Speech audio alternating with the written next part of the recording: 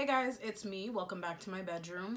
Today I want to be talking about how my job secretly fired everyone behind their backs. Now, I know what you're thinking, like this is a stupid story time, like it's not true.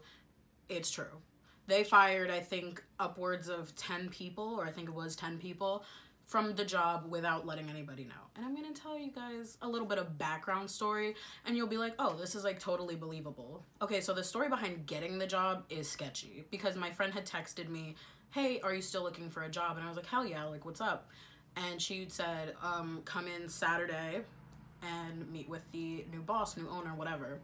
So I met with him, didn't interview me, didn't ask me any questions. He kind of just shook my hand and said, okay, you're working here. And I thought, that's a little bit off, but sure. And so I went on and I worked there for, I don't know, I think like 4 or 5 months before things started getting like a little bit weird. And it had been weird in a way before, because the wife of the man who owned the place, who passed away, she was just so nasty to everybody for no reason. She would yell at you in front of the customers. She would go back into the kitchen in like a fit of rage. But then you would ask her a question and she would say, don't ask me, I'm not like affiliated with the restaurant, I don't know anything, because she had the new partner. But if you don't know anything, why are you yelling at everybody? Why are you coming into the restaurant and yelling in front of customers and making yourself kind of look bad? Because if you go on Yelp and look at the reviews, which I'll link a restaurant's Yelp below. I'm not gonna say if it is or isn't the restaurant I worked at, but by the reviews you're gonna be able to tell that it was. And before anybody starts thinking like, oh my god, like Valerie's exposing them, you're right. Because their kitchen was dirty all the time. I witnessed an extermination. They sprayed once and like 30 cockroaches came out of one place in the kitchen. In the first week that I started working there, there was a roach this big in the kitchen, and I showed the cook. He didn't look surprised at all. He just stepped on it and said, shh. I'm not kidding. And surprisingly, that guy still works there.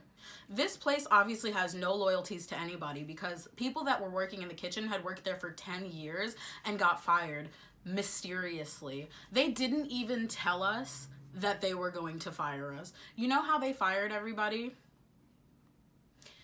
These people have some damn nerve, because they told us they were closing for renovations or construction to fix the dining room. And then a week goes by and I'm like, they should be done, because it's been a week, but nobody's called or texted. And that's not out of the ordinary for this place at all, because they are so unreliable. The manager of the place doesn't even pick up the phone, doesn't answer text messages. The boss doesn't answer the phone. And actually what's really funny about that is my friend had called him and he didn't answer. She called him about 10 times, didn't answer. I called him one time on restricted and he picked up at 11:30 at night.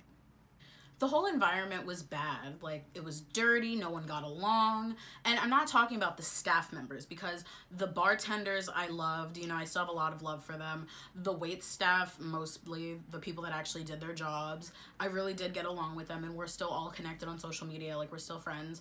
But the managerial staff was so bad to work with, because everything was your fault, even if they hadn't told you anything was different. So let's say, for example, the way that we're taking tables is different. They wouldn't tell you that. They would expect you to know, and then when you didn't do it, they would yell at you. And it was just overall a very bad place to work. And the pay was not good. The shift pay for working any amount of hours was $25. This is illegal, first of all, I would just like to say, because we were being paid under the table, no tax returns, no nothing. We were being paid cash money every day. And I thought, you know, this is illegal, but it's not my fault, because they're paying us under the table. It's, what am I gonna do? I'm not gonna refuse money. But then I started to think about it. I would work more hours than other people, mostly the men of the staff, but I would work more hours and they would work, let's say 6 hours, and I'd be there for 10 hours. I would get the same amount of money that they got, and they didn't do as much as I did while I was there, and I was there for longer.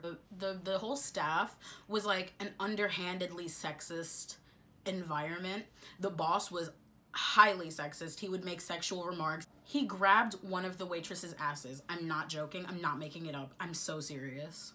He made remarks. He would always gawk at women. He would just make gestures, and it was disgusting. You're in the presence of young women. You're in the presence of teenagers, and you're a grown man, and you're doing this. get a grip. Now, I won't get into like the really nitty gritty bad stuff because I do still have the people that work there, you know, the bartenders, and then in the store next door where my other friend works. And so I won't say anything too incriminating, but I will just say, like, that place was no good. Didn't know how to run a business, didn't know how to treat their workers. They didn't pay us well. They paid us under the table. They would make crude sexual remarks. They were just blatantly sexist. And it was just a terrible place to be. So in some ways, it's a blessing in disguise, and I'm glad that I don't work there anymore. But in other ways, it's like, I want to go back and yell at the boss, but he's never there. Because why would the boss be there, you know? It's not like he runs the place, it's, you know? Anyways, that place is trash. I'm done talking about it. To end this on a lighter note, I want to give a huge shout out to my friend Catherine, who sent me her 2015 On the Road Again tour shirt. And I know some of you are thinking, like, Valerie, you have two. I did not have this one. Do you see what I'm seeing? I have been waiting 2 years to get a shirt with Zayn on it before he left the band. And I just want to talk about how grateful I am that she would send me her shirt. Like, she really didn't have to. She didn't charge me anything. I was willing to give her, like, my leg. I was really gonna cut my leg off and send it to Australia. But she was like, no, it's fine. I'll just send it to you. And so I just wanted to express my gratitude, and I'll be linking her Twitter down below. Alright guys, that's about it for today's video. If you liked it, please leave me a comment and a like. Subscribe if you want to. Turn on the notification bell to find out when I'm gonna upload next. Have a good rest of your week, and I hope your job doesn't secretly fire you like they fired me and all my friends.